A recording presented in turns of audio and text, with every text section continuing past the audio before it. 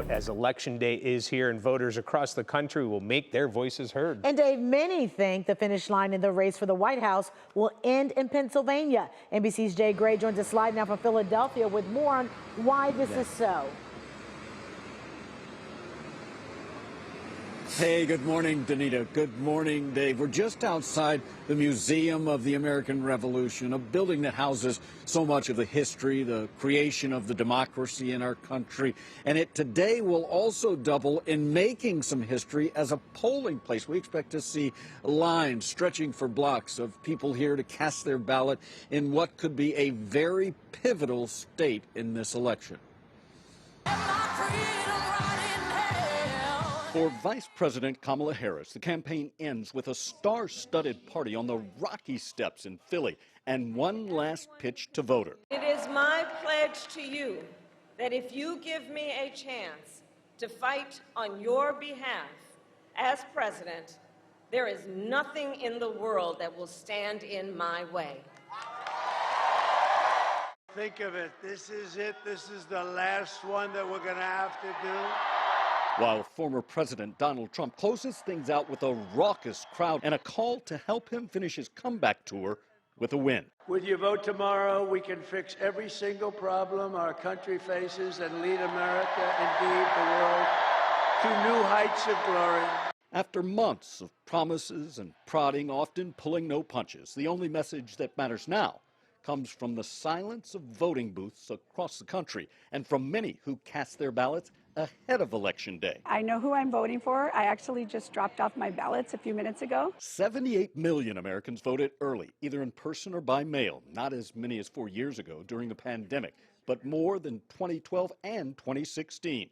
Many saying this election could be decided by just tens of thousands of votes from a half dozen or so swing states. Topping the list, Pennsylvania, a state both campaigns say is vital to winning the White House, and where residents say they're worn out from the back and forth, the attention, and the constant reminders that come every time they turn on a TV. Hopefully the commercials stop.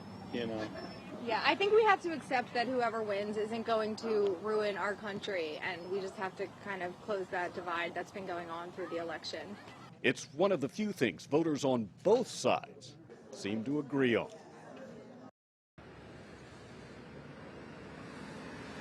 Yeah, and look, if Pennsylvania is the tipping point, if the count here could determine the next president, what election officials have told us is that it won't take until the weekend like it did 4 years ago, but it will take a couple of days perhaps to officially declare a winner.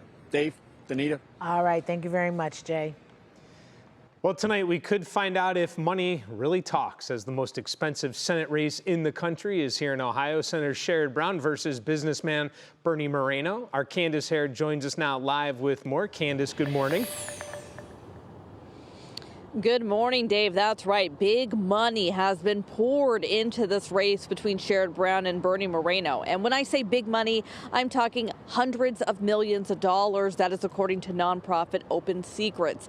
And when it comes to that money, it's not just money that's been raised and spent by the campaigns themselves, but a large portion of that money has been money that's been spent from outside groups. The bulk of the money that's been spent in favor of a candidate has been spent on Bernie Moreno, whereas the majority of the money in opposition of a candidate has been spent on Sherrod Brown. I would, however, caution drawing any conclusions from that, Dave. Of course, it's the votes that count, not the dollars. But what we can kind of glean from this is that a lot of money spent means this race is important, not only in Ohio, but across the nation. Yeah, Candace, well said. That's a great point. Now, can you explain this, though, could be the race which decides who controls the U.S. Senate? That's absolutely right. So the Republican Party, they would need to gain 2 seats in order to gain control of the U.S. Senate. You may remember that former Democrat, now independent Senator Joe Manchin from West Virginia, he announced that he would be retiring and not running again. His seat, national polls show that it is very heavily favored to go to the GOP party. That leaves one more seat that they need to gain, and that one seat may very well be Ohio. All right, a lot on the line. Candace Hare, thank you.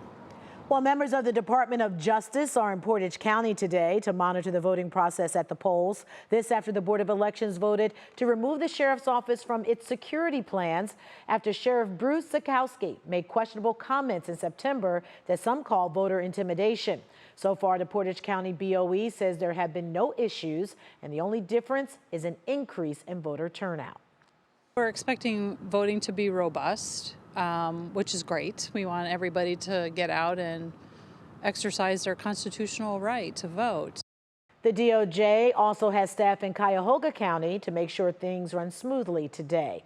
NBC News and 3 News have you covered with up-to-the-minute results from across the country and also here at home. Special coverage begins tonight at 7.